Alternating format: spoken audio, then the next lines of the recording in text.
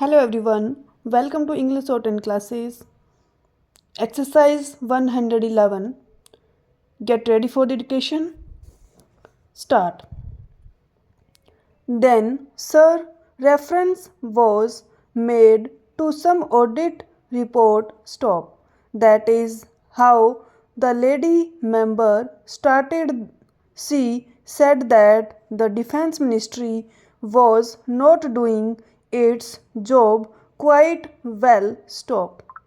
There was over provisioning, there were lapses, and so on and so forth. Stop.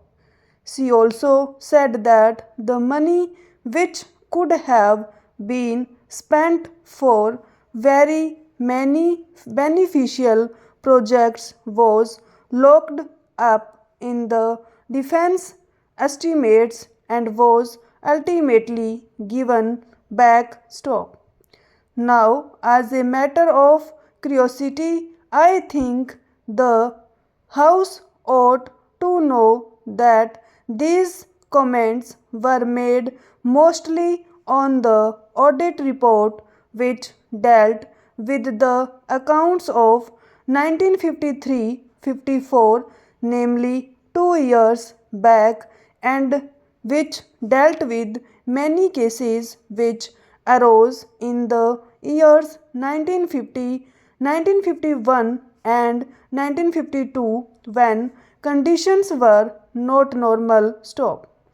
We were then just recovering from the effects of the Second World War, and these cases of over provisioning came up before the audit. Stop. Now, these are the points which have been raised in this audit report. Stop. As you are aware, sir, there is a public accounts committee whose main function is to go into the details of all these matters and to examine them. Stop. I am told that the Public Accounts Committee is at present engaged in the task of going into all these questions and taking steps to see whether the comments made by the Auditor General are satisfied or not, and whether there is a sufficient explanation forthcoming or not. Stop. The Public Accounts Committee has also got to devise the steps so that those irregularities should not occur and there should be no over provisioning. Stop.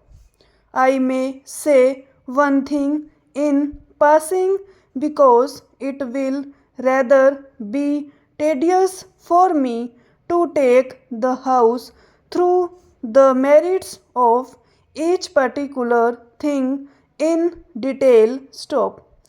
Please remember that there is no question of over provisioning. Stop. Whenever an estimate is made, the Finance Ministry takes very great care to see that there is no over provisioning. Stop. Sometimes it so happens that the money is not spent for certain reasons. Stop. For example, we may have got to pay rupees 5 crores for a certain equipment which may have been ordered from abroad and which may be due to be delivered in the financial year, that is to say in 1956-57. Stop. But when the dates of deliveries approach, the contractors or the suppliers may ask for a little extension of time, and the result is that instead of the goods being delivered by March 1957, they may be delivered in May 1957 or in July 1957 stop. This may result in the money being held back stop. Now, such things do happen, but that does not indicate any lapse on our part or any mistake on our part stop. Similarly, sometimes it happens like this stop. In the beginning, say in October 1955, we find that something is necessary, and we hope that the whole process of placing the contract and providing funds and everything else will be gone through, and we will be able to get the deliveries by the end of the year stop. But negotiations take a lot of time. The contract is signed much later than we had imagined it could be signed, and the result is that the goods are not forthcoming by the end of the year, and the money is held back stop. So that may occur, but that does not indicate any fault or any deliberate over provisioning on the part of the defense ministry stop. It would be stupid to do so stop.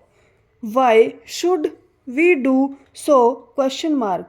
There is no motive for that stop.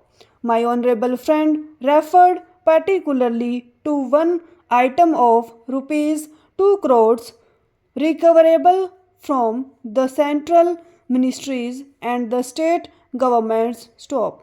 Now I went into all the details, and I found that most of this money was under recovery from the central government and the state governments stop.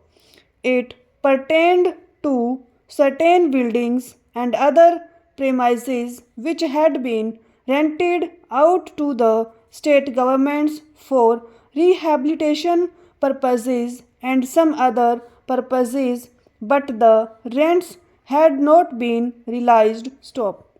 This amount of rupees 2 crores represents the rents to be realized stop. Now I submit, sir, that the House should take this assurance from me that we are most anxious to prepare our estimates as accurately as possible, and on the basis that the money estimated should be spent stop.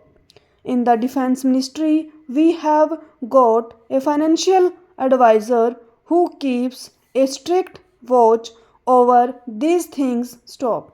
My honorable friend said that we were spending 50% stop. As a matter of exactitude, that is not quite correct stop. I think if you only take the revenues, then it may be about 40 to 41% stop.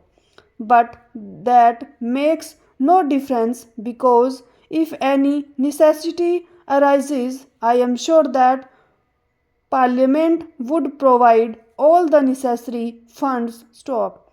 So it is not 50%, it is substantially much less than that stop.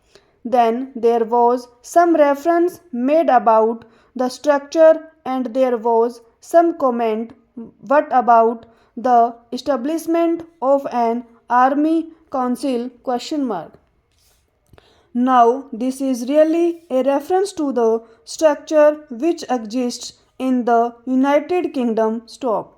I am not saying anything about the official structure there stop. Probably it is very good stop. But so far as we in India are concerned, we went into this matter and we came to the conclusion that our existing structure performed really the same functions stop.